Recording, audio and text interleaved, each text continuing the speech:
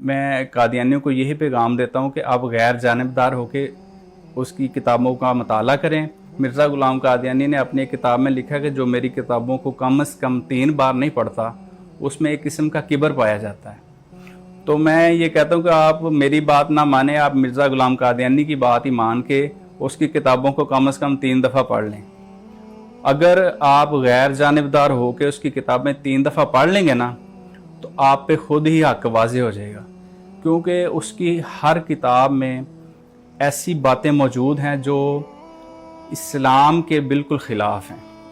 ان میں سے بہت سے ایسے عقائد ہیں، ایک کتاب میں وہ کچھ کہتا ہے، دوسری میں بالکل اس کے برعکس کہتا ہے، تیسری میں ان دونوں کے انگینسٹ کوئی بات کر دیتا ہے، اور ہر مسئلے میں اس کے 4 5 6 بیانات ہیں جو باہم متصادم ہیں۔ اور اسی طرح اس کی جو جتنی بھی پیشگوئیاں ہیں، اس نے ایک کتاب میں لکھا ہے کہ اگر میری ایک پیشگوئی بھی غلط ثابت ہو جائے تو آپ سمجھنا کہ میں جھوٹا ہوں۔ اس کی ایک نہیں 20 پیشگوئیاں جو ہیں وہ غلط ثابت ہوئی ہیں۔ تو یہ شخص قطعاً جھوٹا تھا، اور جس طرح حضور صلی اللہ علیہ وسلم نے فرمایا نا کہ سیکون فی امتی 30 دجالون کلہم یزعم انہ نبی وانا خاتم النبیین لا نبی بعدی۔ اور اسی طرح بائبل میں حضرت عیسیٰ علیہ السلام نے متی میں بھی فرمایا کہ بہتیرے میرے نام سے آئیں گے اور کہیں گے کہ میں مسیح ہوں، اور بڑے بڑے دعوے کریں گے، اور ممکن ہے کہ بہت سے راست بازوں کو بھی گمراہ کر دیں، لیکن تم ان کی باتوں میں نہیں آنا۔ ابن آدم کا آنا ایسے ہی ہوگا جیسے آسمان پہ بجلی گونج جاتی ہے۔ یعنی عیسیٰ علیہ السلام نے بھی فرمایا تھا کہ جب میں آؤں گا تو تمہیں واضح طور پہ پتہ چل جائے گا۔